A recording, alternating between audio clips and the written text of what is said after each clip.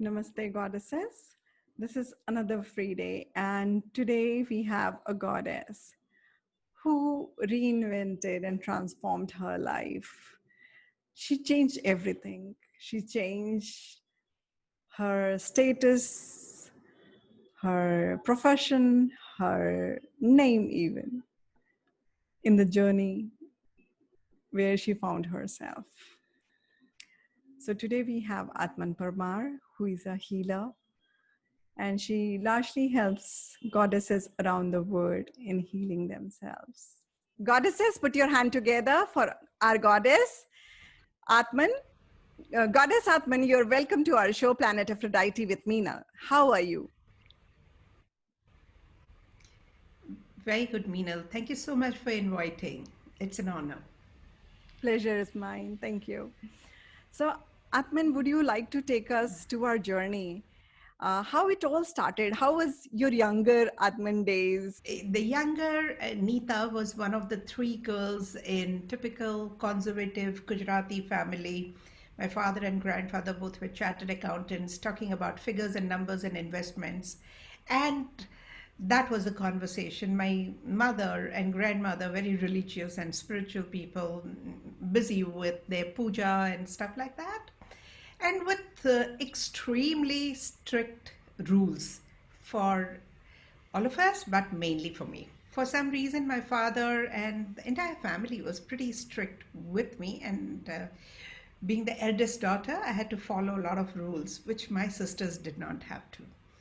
And yet, I could get away and enjoy uh, a lot of freedom in within those rules, within Mm-hmm. those parameters. It was a very happy childhood, I would say. I was a wanted child and a wanted girl child, and the first amongst three daughters that my parents had. From whatever I gather and whatever I remember, my grandparents were so much looking forward to a female child. I don't know, they were really fond of a girl child, and studied homeopathy, practiced homeopathy. mm, Children, I think if I have to summarize, and I say whatever a woman goes through, practically almost all experiences I've gone through, good and bad both. I've had rough patches also, and I've had very beautiful, lovely, very memorable experiences also. So I've taken it in stride, all that has happened. I wouldn't say that my life was a beautiful, smooth journey. No, there have been massive waves, uncertainties, ups and downs. I've gone through two divorces, separations, and restarted my life practically from zero. If I have to summarize, I think it was a very fine mix of all sorts of experiences, I would say. Yeah. Interesting. But there's So, no bitterness as of now. that's the Yes. beautiful part. So, how Yes. did your journey in self-love started? What was the challenge that caused it, or is it was a gradual shift that happened? Please tell us more about that journey. Um, I wouldn't say it started. It started with birth, I guess, because it's a different thing to be in a family where you're a wanted child, and the only thing is love from everyone. I think all my relatives love me. So, yeah, that was never a problem. But as a teenager, I used to feel very conscious about myself. I thought I did not look good. And I remember once my mom told me you need to have a proper gait when you walk. Just looking beautiful is not important. You need to have a good gait also. Like, then I said, "Oh, really? You think I look beautiful?" And that word, that sentence mattered because I didn't think that I looked so beautiful because my mom used to have some typical funny looking hairstyle for me, and the clothes that she would select would be kind of according to me were not up to the mark. So I thought I looked very mediocre. So from there I realized, oh, I look good. Like the Only thing I first have to time I work went on is home. the gait. Yeah, that's okay. Because she thought I was a tomboy, like, and of course, I used to love a lot of boys' activities, climbing on the trees and walking on the ropes, and all acts were more like a boisterous little bit. So probably she thought that I'm not too feminine. Yeah. So, yeah, tell us more about this journey, the self love journey, and the Nita Yes. to So, Atman journey. How did that happen? okay. So, what I wanted to tell you, the topic for today is face your fears. Ultimately, I discovered that you cannot love yourself fully, or you cannot love anyone 100% if you have fears. The fear is perhaps the greatest enemy um, in the journey of your love or in the experience of love. So, I had one fear which I didn't know existed, but I discovered over a period of time, and that fear was the fear of being left alone. Mm-hmm. It got triggered s- uh, way back, I think, when I was 26 years, and it started giving me a kind of weird kind of fever, and I didn't know uh, how to handle because it will go on and on. That's what actually helped me in learning several healing modalities, yoga teachers training, meditation, the works. Whatever came across, I kept doing. And yet that fear lingered a little bit. And because I had that fear, uh, I couldn't be myself 100% because, if Right. you have a fear of being left alone, you have to eventually become people pleasing. And perhaps I did that to a great extent. I lived my life not the way I wanted to live, Right. but I always lived my life the way others would have loved me to live. So initially it was parents and grandparents, and in the name of, yeah, they love me, so I better conform to their Right. beliefs and their ideology. Then it was my husband, and then children, and the society, and the professional compulsions and stuff like that. Because there's a fear of being left alone, Yeah. which I did not even know existed. I mean, it's way back then, I didn't know. I would just see some soaps, televisions, and I would get triggered and I would get fever. And without knowing why I'm getting and what is triggering me, even that, because it was such a deep fear. And it was my second breakup with my second husband when I realized that, okay, the marriage has indeed ended. There is no looking back, there's no hope.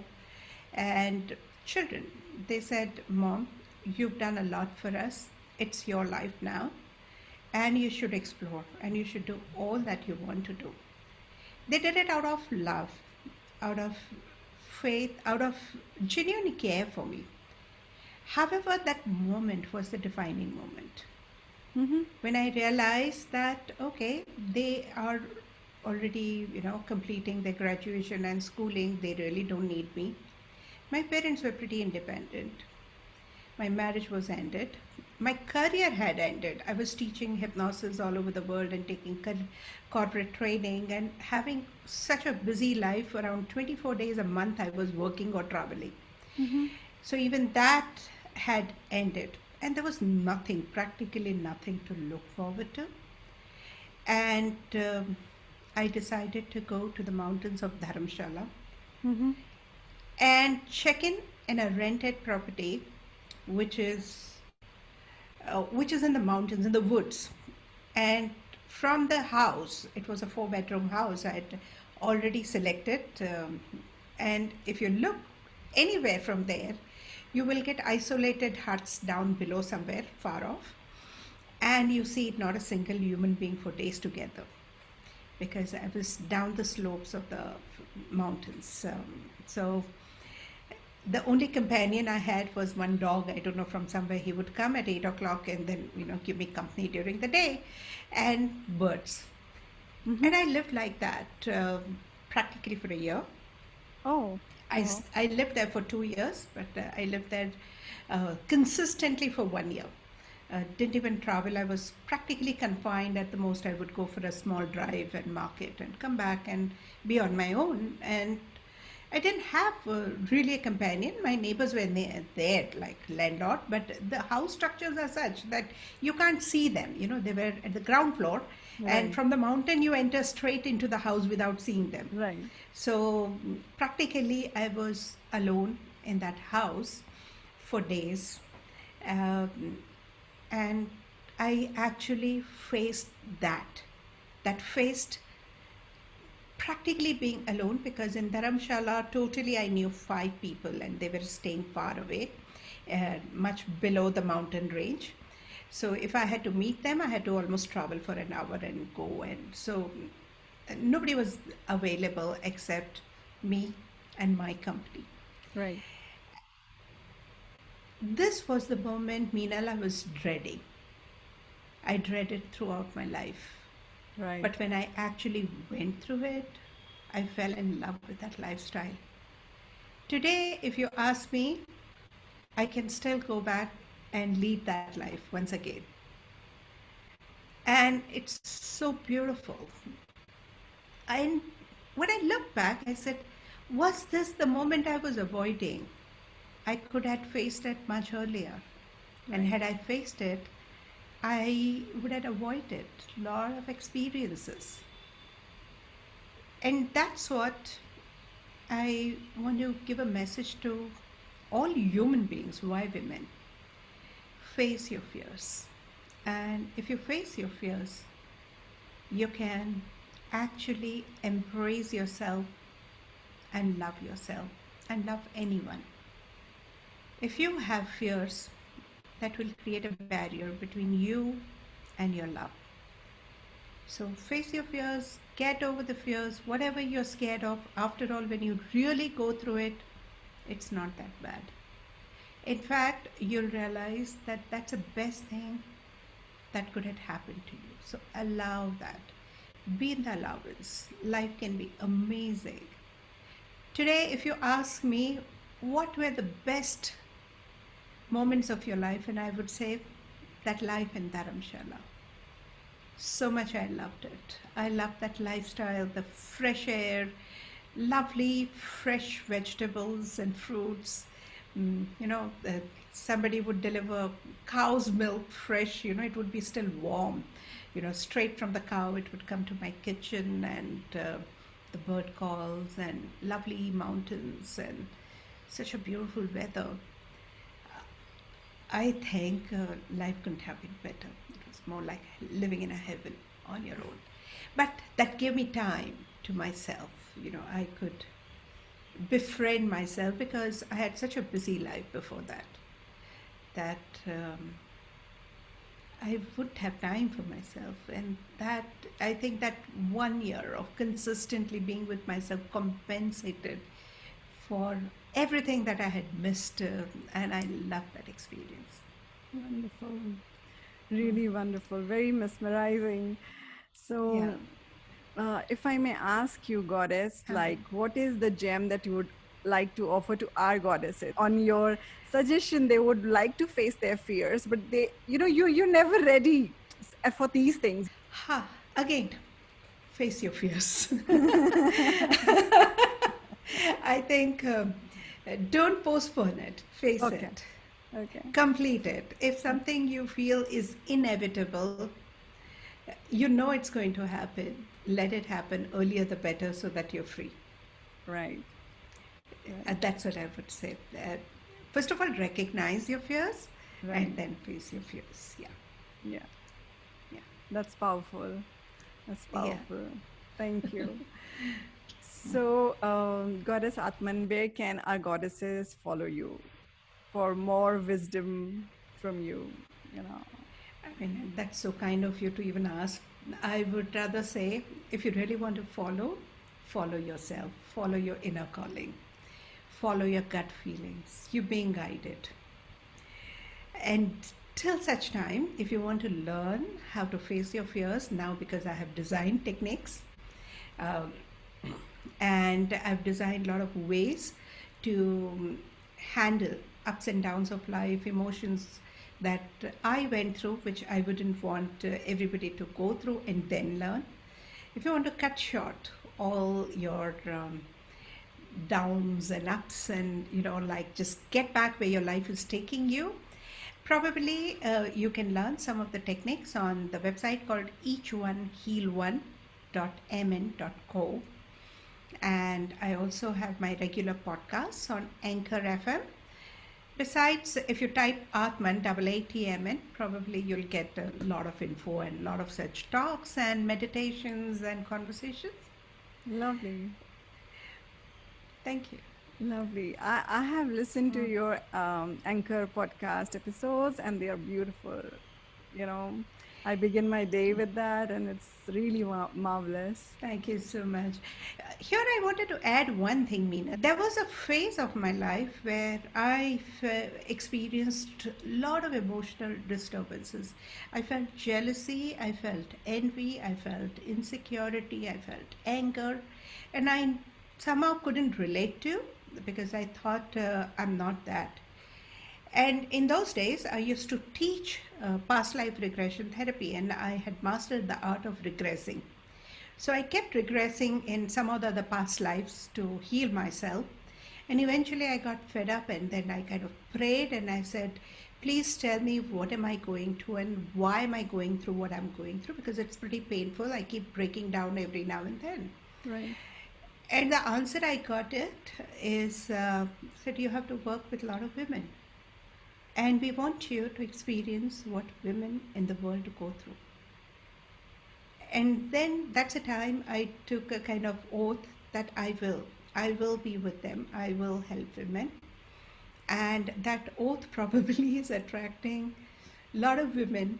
Wherever I go, trust in my workshops, I have 80% women attendance.